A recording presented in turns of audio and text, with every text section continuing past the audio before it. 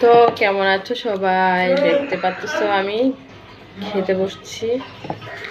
তো খুব মজা করে খাবো। আমি এখানে আলু, মুরগির মাংস, তারপরে এগুলো হচ্ছে আজকে পোলাও খেতে ইচ্ছা করছে, তাই আমি পোলাও করে নিলাম। তো পোলাও দিয়ে মুরগির মাংস দিয়ে খেতে আসলে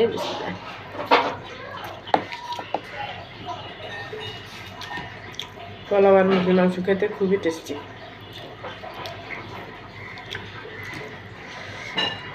সেই মজা লাগতেছে সেই। আর এই কালি পিছনে দাঁড়ায় আছে। কালি আমি গোসল করতে দাঁড়াচ্ছি দাদু।